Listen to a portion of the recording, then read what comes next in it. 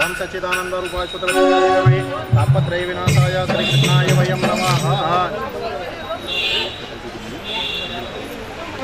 ओम अखंड मंडलाकारं व्याप्तं येन चराचरं तत्पदं दर्शितं येन तस्मै श्री गुरवे नमः।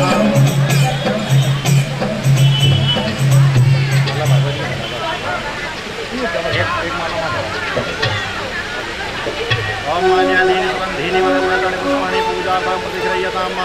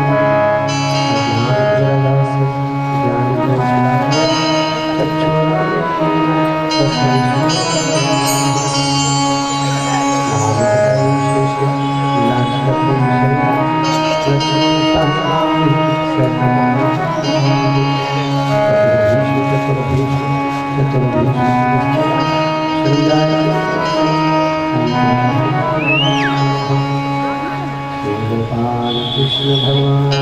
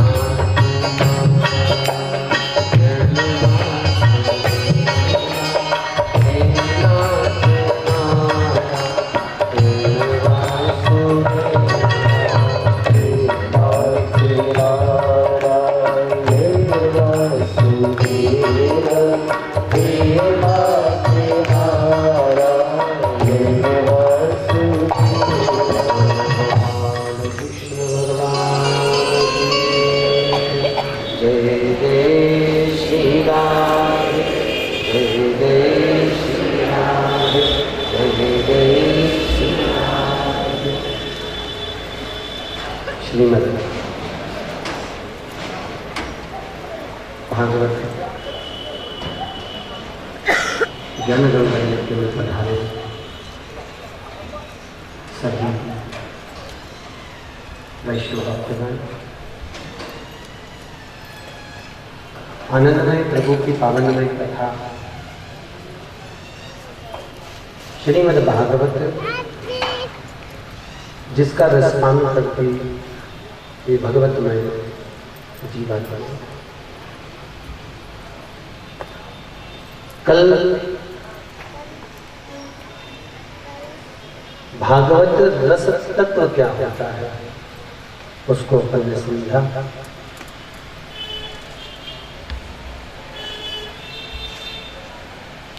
भागवत पंचामृत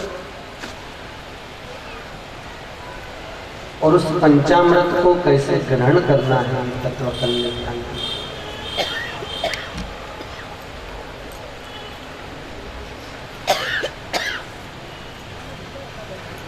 मानव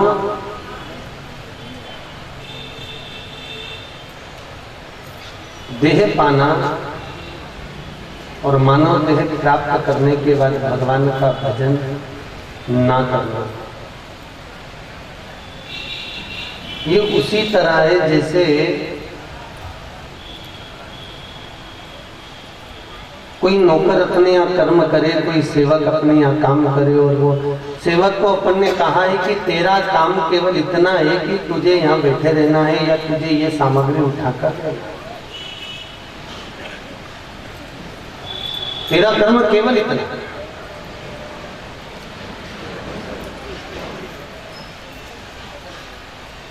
अब उसको कर्म बताया कि तेरा कर्म यह है कि तुझे ये सामग्री उठाकर देना है, ये सामग्री तुझे रखना है।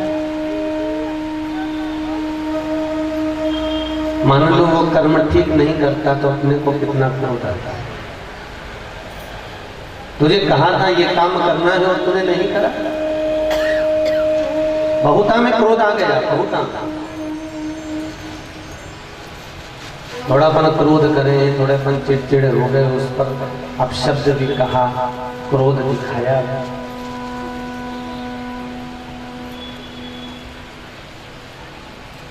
अब जरा विचार करो कि एक नौकर गलत काम कर दिया तो अपन ने क्रोध दिखा दिया। परमात्मा ने अपने को मृत्यु लोक पर भेजा है। दोनों मुष्टिकाएं बंद थी जन्म के समय पर। जब बालक जन्म लेता है उसकी दोनों मुष्टिकाएं बंद रहती है, जब मरता है जब हाथ खोल ले जाता है, और दोनों मुष्टिकाएं बंद है। और प्रतिज्ञा कर आया है कि हे परमात्मा, मुझे माँ की गर्भ से बाहर निकाल दे, मुझे इस अग्नि कुंड से बाहर निकाल दे, मैं तो केवल तेरा भजन करूंगा, भजन करूंगा, भजन करूंगा। और जैसे गर्भ से बाहर निकला मैं तो भोजन करूंगा, भोजन करूंगा, भोजन करूंगा। भजन गायब हो गया और भोजन चालू हो गया। 3 बार भोजन, भजन एक बार, और उसमें भी उलझन आती है बार बार।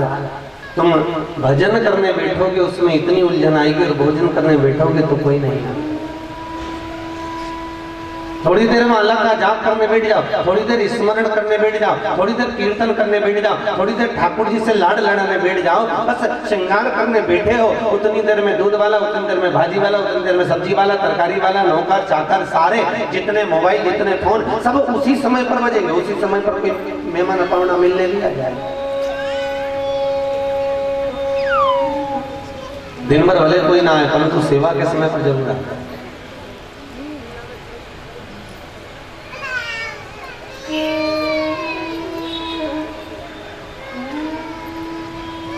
और सेवा में होता भी है।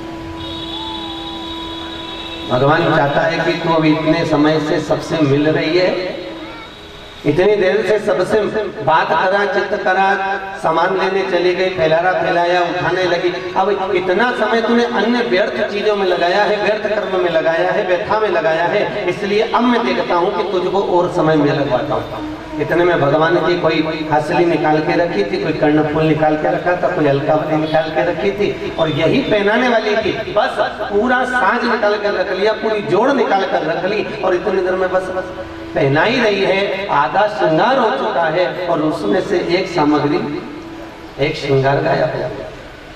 अब सब दूर देख लिया, कहाँ गया, देखा यहाँ भी नहीं है, यहाँ भी नहीं है। सारा जितनी जगह थी, सारा श्रृंगार का डब्बा टटोल कर देख लिया, पर वो नहीं मिला। फिर सोचा नहीं मिल रहा, बाद में देखेंगे, दूसरा धरा दो। दूसरा धराया, बस उठी थी और इतनी देर में सामने पड़ा।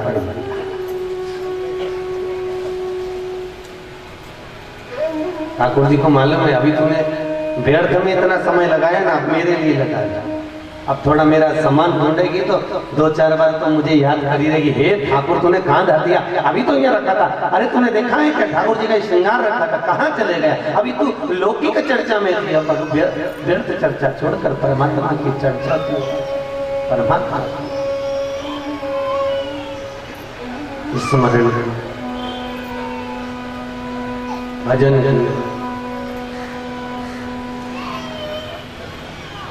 आज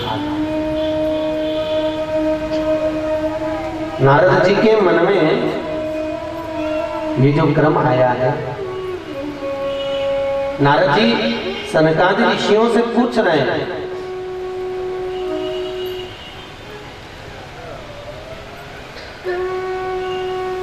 कि सृष्टि की लीला मैं श्रवण करना चाहता हूं, आप मुझे सृष्टि की लीला को श्रवण करें। सनकादि ऋषियों ने कहा, वारे नारद धन्य है, अहो देव ऋषि धन्यम यत् पापेन संचितम श्री कृष्णाय शरणागतम, श्री कृष्णाय शरणागतम। धन्य है नारद, तुम धन्य हो जो तुम्हारे मन में सृष्टि की लीला का क्रम सम्मुख आया है।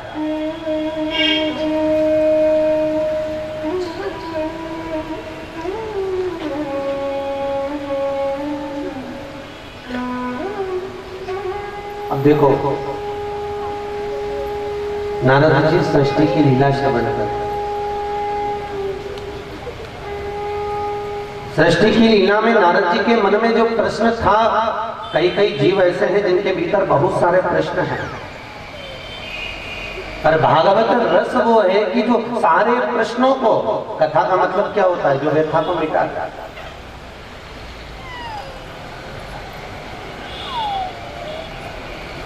कथा को सुनकर जब तुम्हारी व्यथा मिट जाए तो समझ लो कथा का सुख है, कथा का आनंद है। आज नारद जी के मन में जो संशय था नारद जी ने प्रकट कर दिया, नारद जी ने सम्मुख बोल दिया। महाराज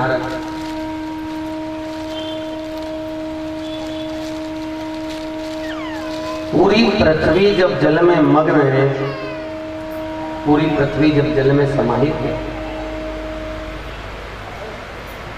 तब इस मृत्यु लोक में कुछ भी नहीं है, चारों तरफ जल ही जल है, फिर परमात्मा का प्रागट्य कैसे?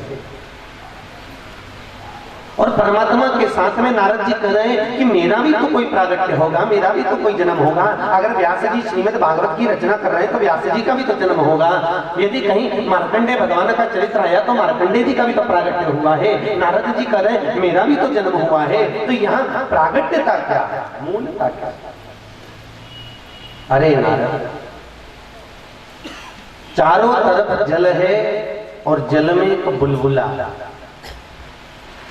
वो बुलबुला जो है वो जल में चारों तरफ भ्रमण कर रहा है।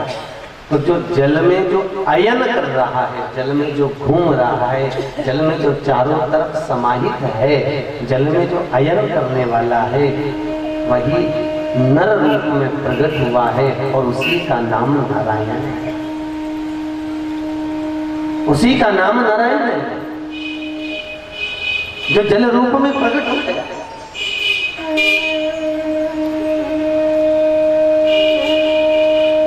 जो सम्मुख प्रकट हो गया आज।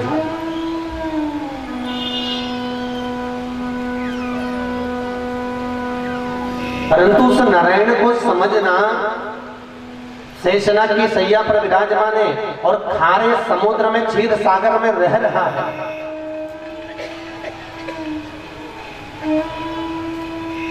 कभी विचार कर देखिए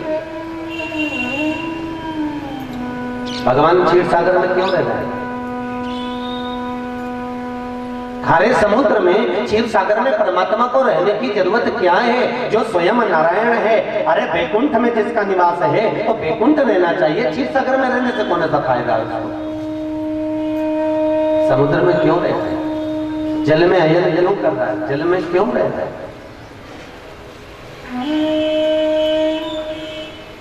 कहा? अरे नारद, भगवान का जल में रहने का एक कारण है, जैसे समुद्र का जो जल होता है वो एक खारा होता है। महाप्रभु जी ने जल भेद लिखा है, आप लोगों ने पढ़ा होगा। एक बड़ी सुंदर व्याख्या महाप्रभु जी ने लिखी है जल भेद। कई बार भागवत में अपन ने इसको वर्णन भी किया कि खड्डे का जल, बावड़ी का जल, तालाब का जल, सरोवर का जल, नाली का जल, नल का जल, बारिश का जल, कुंड का जल, सरोवर का जल, समुद्र का जल, नदियों का जल, सारे जलों में सर्वश्रेष्ठ जल कौन सा? ये वल्लभ ने अपने जल भेद क्रम में लिखा कि सर्वश्रेष्ठ जल कौन सा?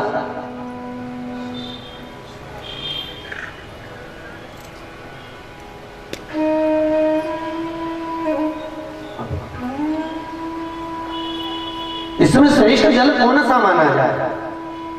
आपका मन कहेगा गंगा जल श्रेष्ठ है, नदी का जल हुआ। आपने कहा यमुना जी का जल श्रेष्ठ है, नदी का जल हुआ।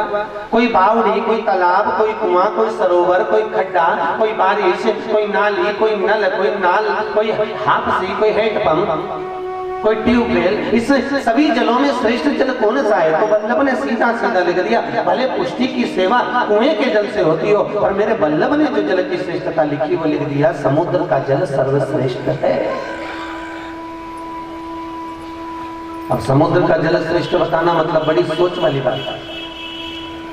एक तो खारा, और खारा पानी किसको अच्छा लगता है? पर समुद्र का जल महाप्रभु जी वर्णन कर दिया कि समुद्र का जल सर्वश्रेष्ठ है। क्यों कहा? क्यों वर्णन किया वल्लभ ने कि समुद्र का जल इसलिए श्रेष्ठ है कि समुद्र में अगर आप कचरा ले जाकर डालोगे तो समुद्र किनारे लगा देगा, समुद्र में माणिक मोती डालोगे समुद्र नीचे उतार लेगा, और नदी में डालो तो किनारे नहीं लगा पाएगा, नदी तो बहा कर ले जाएगी, कुंड में सड़ता रहेगा, खड्डे में पड़ा रहेगा, नालों में सड़ता रहेगा। पर समुद्र कचरे को किनारा लगा रहा है, माणिक मोती को भीतर उतार रहा है। इसलिए वल्लभ लिखते हैं कि समुद्र का जल इसलिए श्रेष्ठ है कि तुम समुद्र जैसे बन जाओ, जैसे काम, लोभ, विषय, वासना, अहंकार, तृष्णा, जितने भी ये कचरे आए इनको किनारे लगा दो, और जहां भागवत और रामायण रूपी रतन मिल जाए, ठाकुर की सेवा रूपी रतन मिल जाए, उसको अपने हृदय रूपी बिंद में, अपने हृदय रूपी जल में, तो अपने हृदय रूपी समुद्र में उतार, उसको धारण कर। एक क्रम तो वल्लभ ने कह दिया कि समुद्र का जल इसलिए श्रेष्ठ है। फिर दूसरा वर्णन करा कि वल्लभ ने कि समुद्र का जल क्यों श्रेष्ठ है, तो कहा समुद्र का जल होता है खारा, और जो सच बोलने वाला होता है, जो सत्यता में जीने वाला होता है, जो अच्छा जीवन जीने वाला होता है, मुख पर कह दिया और खारा बुरा हो गया। इसलिए भगवान समुद्र में। फिर तीसरा क्रम वल्लभ ने बताया कि समुद्र का जो जल होता है, जब चांद बढ़ता है तो समुद्र का जल उछलता है, ज्वार और भाटा। जब चांद बढ़ता है तो समुद्र का जल उछलता है और लहरें भरता है, और जब चांद घटता है तो समुद्र का जल भी नीचे हो जाता है। मेरे वल्लभ लिखते हैं कि जल भेद में मेरे वल्लभ ने वर्णन करा, आचार्य श्री ने वर्णन करा कि समुद्र का जल इसलिए श्रेष्ठ है कि जो दूसरे की खुशियों को देखकर प्रसन्न होकर उछल रहा है, और दूसरे के दुख पर दुखी होकर जो नीचा हो रहा है, ऐसा समुद्र जैसा अगर मानव बन जाएगा तो परमात्मा उसके हृदय में आप रूप आकर बैठ जाएगा। दूसरे की खुशी देखकर प्रसन्न होना और दूसरे के दुख देखकर दुखी होना, परमात्मा बने आप। परंतु हमारी दशा जरा दूसरी है। पड़ोसी के यहाँ गाड़ी आई तो अपने को दुख हो गया, पड़ोसी का मकान बना तो अपने को दुख हो गया, पड़ोसी का बेटा डॉक्टर इंजीनियर बन गया तो अपने को दुख हो गया। अरे अच्छा है ना, पड़ोसी के यहाँ गाड़ी आए तो श्री जी बाबा से कहे, हे ठाकुर अच्छा है पड़ोसी के यहाँ गाड़ी आई, 4 गाड़ी आना चाहिए, और भले हमारे यहाँ नहीं आए। क्यों? क्योंकि पड़ोसी के यहाँ गाड़ी खड़ी रहेगी, रात्रि को बहू का जापा का समय है, कहाँ ड्राइवर ढूंढेंगे, कहाँ अपना गाड़ी ले जाएंगे, फेरी में से कौन हेड़ेगा? पड़ोसी की गाड़ी दरवाजे पर खड़ी रहेगी, तुरंत कह देंगे भैया तेरा बहू को लेके जाना है, तुरंत गाड़ी लगाएगा, खुद लेकर जाएगा, डीजल भी उसका, गाड़ी भी उसकी और बहू अपनी, और हॉस्पिटल तक पहुंच गए। भगवान से प्रार्थना करो, हे भगवान हमारे पड़ोसी की बिल्डिंग अगर 4 मंजिला बनी है तो और 8 मंजिला बन जाए। क्यों? क्योंकि कभी ऐसी भागवत कथा हो जाए, रामायण हो जाए, गीता हो जाए, हमारे यहाँ कोई अच्छा कार्यक्रम हो जाए तो 4 मेहमान आए तो अपने घर जगह नहीं है तो पड़ोसी के ठेर जाएगा कमरा। भगवान से प्रार्थना करो, भगवान से कहते रहो, भगवान हमारा बेटा डॉक्टर बनने वो अलग बात है, पर पड़ोसी का बेटा डॉक्टर बन गया और 2-4 डॉक्टर बन जाए, इंजीनियर बन जाए। क्यों? क्योंकि पड़ोसी का बेटा डॉक्टर बनेगा, हमारा बेटा डॉक्टर बन गया तो अगर क्लिनिक छोड़कर नहीं आएगा, बड़े बुढ़िया मरती रह जाए, और पड़ोसी का बेटा डॉक्टर होगा तो जाते जाते पूछ लेगा काकी तबीयत कैसी है, हमें तेरा ब्लड प्रेशर नाप लूं, मैं थोड़ा चेक कर लूं तुझको, और इतना कर लिया तो काकी खुश हो जाएगी। बस इतना हो जाए भगवान, तो भगवान भी सोचेगा कैसा जीव है, जब देखो पड़ोसी के लिए मांगता रहता है, खुद के लिए कुछ नहीं मांगता। तो मेरा श्री जी बाबा सोचेगा कि आज भले के पड़ोसी के लिए मांगे, पर मैं तुझे इतना दे देता हूँ कि तू दूसरों के लिए मांग रहा है, तेरे लिए कभी नहीं मांगा, आज मैं तेरे लिए प्रदान करता हूँ, तुझको देता हूँ, मैं तुझको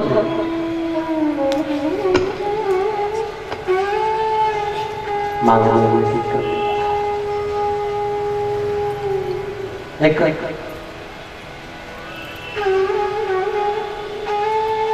एक बार अर्जुन और द्रौपदी जा रहे हैं।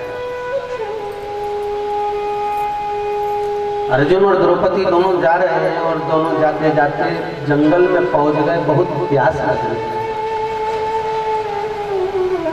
बहुत तेज प्यास लग रही है। अर्जुन को भी लग रही है और द्रौपदी। तो द्रौपदी ने कहा, ना तो मुझे तो बड़ी तेज प्यास लग रही है, कोई सरोवर देखो, कोई कुंड देखो, कोई तालाब देखो, बहुत प्यास है।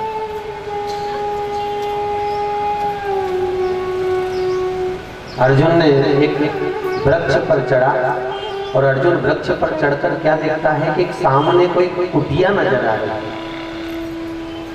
सामने कोई कुटिया है, उस कुटिया में जरूर अपने को जल मिलेगा, चलो जल्दी से। द्रौपदी और अर्जुन दोनों उस कुटिया में गए। कुटिया में जाकर क्या देखा कि एक बूढ़ी अम्मा माला लेकर भगवान का जाप कर रही है। एक बुजुर्ग सी बूढ़ी 85 साल की अम्मा बैठी है, माला लेकर भगवत नाम का स्मरण कर रही है। और सुंदर एक ठाकुर जी का स्वरूप उस बुढ़िया की कुटिया में है, जिसका वो श्रृंगार भी कर रही है, सेवा में। और सेवा देखी उसकी। अर्जुन ने क्या देख रहा है अर्जुन कि एक छोटा सा कन्हैया की मूर्ति है, उसका खूब सुंदर श्रृंगार करा है, खूब सुंदर। उसके पास में गादी बिछी है, पलंग लगा है, सुंदर तकिया रजाई रखी है और भगवान का सारा श्रृंगार झारी जी, घंटा जी और बीड़ा जी सब ठाकुर जी के सम्मुख रखा हुआ, पास में रखा है। अर्जुन देखकर चकित रह गया, ये किसकी सेवा कर रही है, ये किसका लाड़ लड़ा रही है। परंतु द्रौपदी कहती है कोई भगवान की पूजन कर रहे हैं।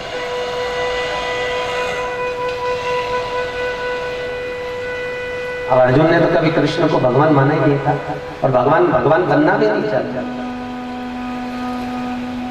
अर्जुन जान नहीं पा रहा है कि ये मेरा मित्र है, ये मेरा कृष्ण है, जिसकी वो पूजन कर रही है, जिसकी वो चाकरी कर रही है। पहचान जो नजदीकी होता है ना, वो नजदीक वालों को सही से जान नहीं पाता। जानना कब होता है जब वो चले जाता है, दूर हो जाता है, तब उसकी पहचान। अर्जुन ने दरवाजा बजाया, माँ, ओ माँ। माँ लाठी टेकती टेकती आई। कौन है? माँ, मेरी पत्नी को बहुत प्यास लग रही है, विराजो, थोड़ा ठहरो, मैं तुम्हारे लिए जल लेकर आता हूं। बुढ़िया अंदर गई, जल का पात्र लाकर दी। ले बेटा, ये जल ले लो, तुम्हारी पत्नी को दे दो। धर्म पत्नी को जल दिया, द्रौपदी ने जल पिया, अर्जुन ने जल पिया। तभी द्रौपदी ने अर्जुन को इशारा कर कर बताया कि सामने बुढ़िया के घर के सम्मुख में देखो, तो बुढ़िया की दीवार पर 2 तलवारें खड़ी हैं। 2 तलवार। अर्जुन ने देखा, हाँ ये बुढ़िया के घर में तलवार। तो अर्जुन ने कहा इसलिए टंगी होगी, वन में रहती है, कोई हिंसक पशु पक्षी आ जाएगा तो कम से कम खाएगा नहीं, तो तलवार से युद्ध तो लड़ी लेगी। द्रौपदी कहने लगी, नहीं नहीं नहीं नहीं, जब ये सेवा कर रही है, ठाकुर जी से लाड़ लड़ा रही है, इतना श्रृंगार कर रही है, इतना साजो श्रृंगार कर रही है, इतनी बंटा जी, बीड़ा जी सब चला रही है, तो इसको फिर भय तो होना ही नहीं चाहिए। जो भगवान से लाड़ लड़ावे, जो ठाकुर जी की सेवा करे, जो ठाकुर जी का स्नेह करे, उसे भय क्या? उसे क्या?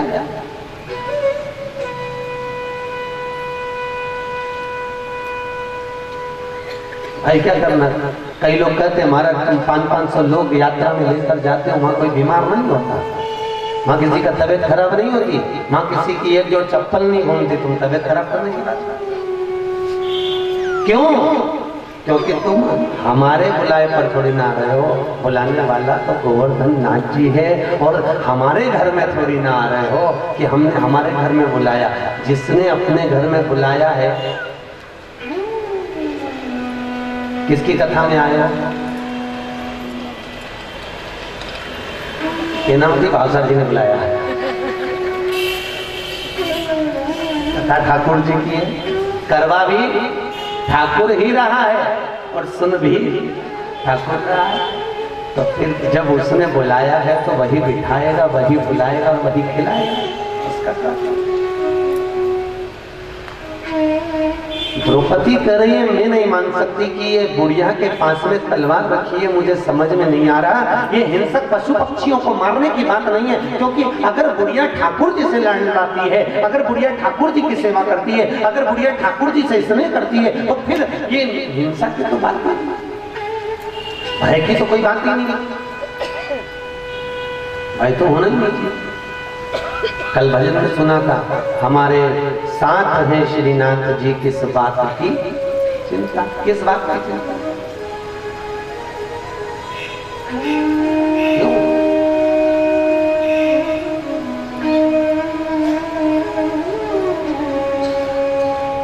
और ये तो परमात्मा के हाथ है, जिसकी दरवाजे पर जा रहे हैं, चिंता उसको होना चाहिए।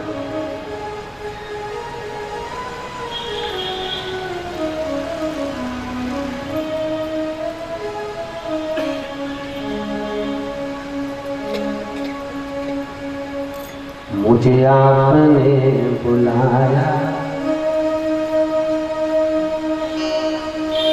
बुलाने वाला भी मेरा ठाकुर, मुझे आपने बुलाया, ये कर्म नहीं तो क्या है, मुझे आपने बुलाया, हे गोवर्धन नाथ जी, गुरुद्वारा जा रहे हो, गिरिराज जा रहे हो, भागवत पंडाल में जा रहे हो, समझ लेना उसने बुलाया है। और बड़ी करुणा कर कर, बड़ी कृपा कर कर जब तेरे ऊपर हाथ फेरा तब तू भागवत के पंडाल तक गया, दोनों हाथों से।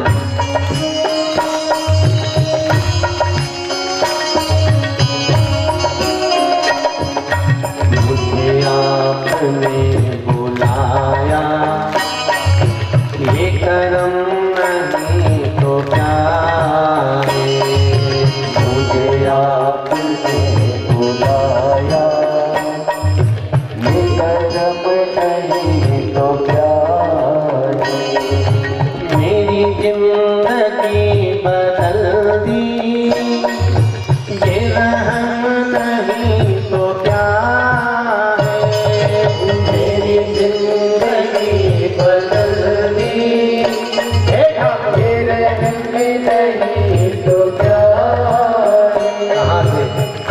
अपने काम में, धंधे में, व्यापार में, संपदा कमाने में, झूठ और प्रपंच में लगे हुए थे, पर तूने अपने चरणों में बुलाकर हे वल्लभ केवल एक ब्रह्म संबंध देकर, एक शंख चक्र देकर, एक मंत्र देकर, तूने अपनी शरणागति देकर मेरी जिंदगी